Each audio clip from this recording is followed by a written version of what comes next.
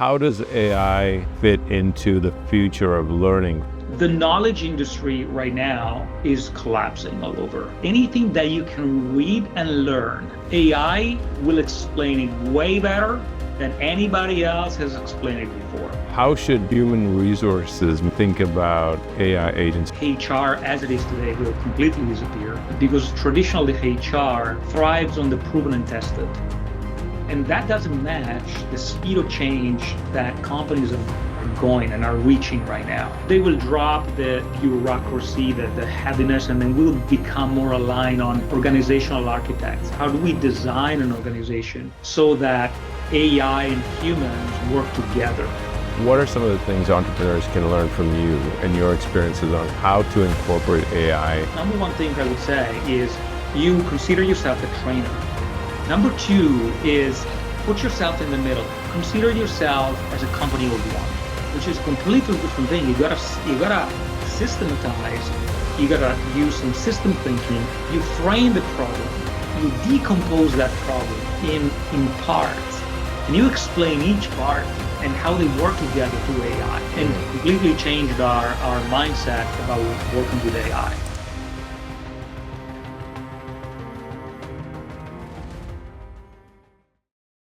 Today on the Challenger X podcast, we're exploring how AI is transforming the way we lead, build teams, and scale organizations. Our guest today is Alex Dogliotti, a PhD and global leader at the forefront of all things AI. He serves as the Chief Operating Officer and Human Resources Officer at Mindvalley. With over 20 years of experience across tech, telecom, and digital education, Alex has helped scale companies pre-IPO and turn HR into a true performance engine by data and systems thinking. At Mindvalley, he's driven the company's evolving digital learning platform into an AI powerhouse with more than 270 employees and 20 million learners worldwide. He's the author of Replaced by AI and the upcoming Body First Blueprint, redefining how leaders integrate people, technology, and biology to drive performance. This episode covers the future of leadership, how to build smarter, faster, and more human organizations in the age of AI. So let's go.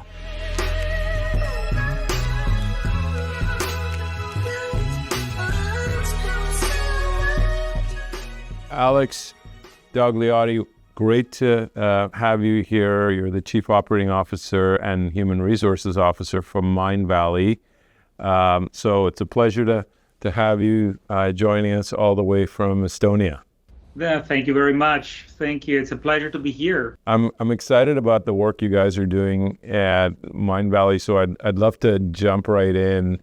How did Mindvalley get started, and what was your original catalyst moment and vision for where you wanted to take this company? Yeah, so Mindvalley started 20 years ago, really, and I want to say, look, I joined 5 years ago, and obviously I haven't been here for the whole journey, but for the longest time it was all the vision of our founder and CEO Vishen Lakhiani. And he drove that, and he started a whole transformational education platform. When I joined, 5 years ago, we joined in a very specific historical time because I joined right in the middle of COVID. And our platform, the type of education we provide is sort of transformational education. It's all about well-being. It's all about mental well-being. It's all about moving beyond the limits that you self-impose on yourself, right? And in COVID time, obviously people were at home, and the mental stress was enormous, and that's where we really started to peak and accelerate our growth, and we moved well beyond being a smaller lifestyle company. We became pretty big there. So what would you say is the unique defining feature of the Mindvalley? Because there are other online educational platforms, but you have a very unique spin on things. So maybe I'd love to hear from you. What makes Mindvalley unique? I think what it makes unique is that although we are talking about education, we really emphasize on the transformation piece. While traditional education is based on information and knowledge, we go beyond that, and we have teachers that sort of train your brain to go beyond your own boundaries and really understand why you behave in a certain way and what do you do to change that way. And we do that.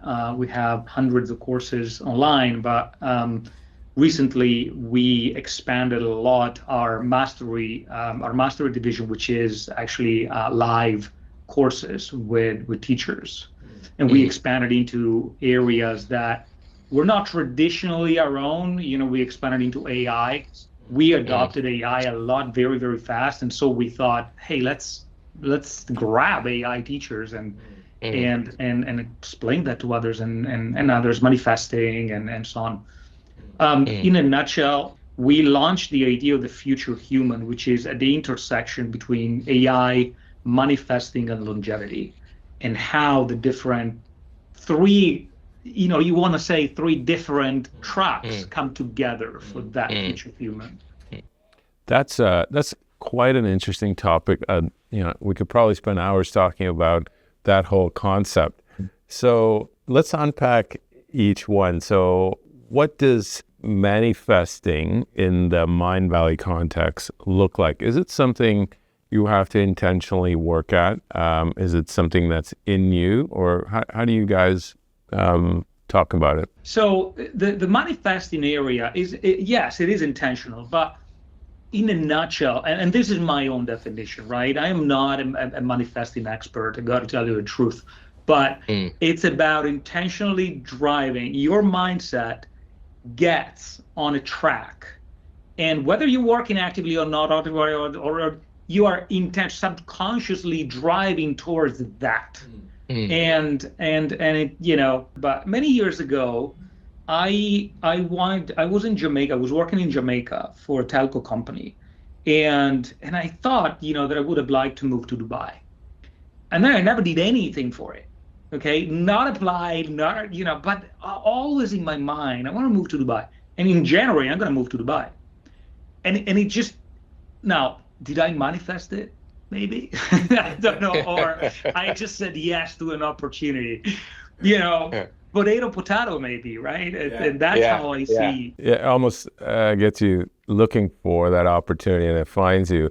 I want to spend a fair amount of time on AI, because, you and I talked before the show about how, the company I founded, Boomerang Effects, is trying to incorporate, or on the path to incorporating, AI agents in the running of healthcare practices. How does AI fit into the future of learning from your perspective? And how can we as learners learn more effectively using AI? Good question. So how AI integrates in the future of learning is traditionally very easy to understand. The knowledge industry right now is collapsing all over. And so anything that's related to knowledge, which means anything that you can read and learn, AI will explain it way better than anybody else has explained it before, because AI knows you and it knows how you learn. I studied, I'm 48, right? So I studied on books. I went to school and read the books. And I remember when I was studying biology, I was studying human body. It didn't mean anything. There were a lot of scientific names that didn't mean anything to me, right? Fast forward a few years, I was at work, and the daughter of my CEO came to the office with an iPad. And I was like, hey, Julie, what you studying? And she told me biology. I'm studying the human body. And she turned the iPad, and there was the human body there, and she could zoom in and understand the cells and understand where, and she saw the human body working. And I think AI will have the same impact. It will tailor information in such a way, and it will explain to you in such a way that you will get it immediately, visually, in writing, voice. That's how it's going to modify the knowledge industry. But then the second question is learning only related to knowledge? And that's the part that I think it's debatable, because when you learn something, knowledge-wise, is impacted by your emotions, by your filters, by your previous experience in life. You can put two people in the same situation and they would interpret that situation differently. And so that part is the part that AI hasn't caught up with yet. I'm not sure if it ever will, maybe it will. But there is a knowledge and there is an experiential part in the learning. The experiential part is still untouched. So where does this leave traditional educational, segments like universities, colleges? Do you see them going extinct in the coming decade? No, I don't think so. I saw a documentary recently of this elementary school that's testing AI as teacher. So all the courses, everything is taught by AI. But there are teachers there. But the teachers are teaching something completely different, which is how do you work together, in teams? How do you achieve goals in teams? What does it mean to be good? What does it mean to be bad? AI can tell you how to do that, but should you or should you not? It's a different matter. And so it becomes, so the role of the human teachers there were not knowledge related, not knowledge driven, but emotionally, morality, and ethically driven. Right. And I think that's where the world could go to.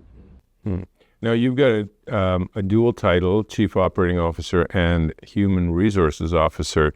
The human resources function is going to play a large part in companies starting to incorporate AI agents into their employee pools. How should human resources managers and leaders think about the new world where AI agents are working alongside humans? Well, it depends. So there's two things there to unravel. Number one is what's going to happen to them, and number two is what's going to happen to the people they serve, right? And I think personally, I think HR as it is today will completely disappear, because traditionally HR is thrives on the proven and tested, and everything that worked before, just keep doing. It's safe, and that doesn't match the speed of change that companies are going and are reaching right now. And so I think the role of HR will be they will drop the bureaucracy, the heaviness, and then we'll become more aligned on organizational architects. How do we design an organization so that AI and humans work together? In fact, so that's on the side of HR, but on what's going to happen to the other people and how can they help the other people transition? That's an interesting fact. I remember when we started adopting, like everybody, ChatGPT very, very fast, right? And we thought, okay, how do we avoid that fear of, will ChatGPT replace my job? And we failed miserably and avoided fear.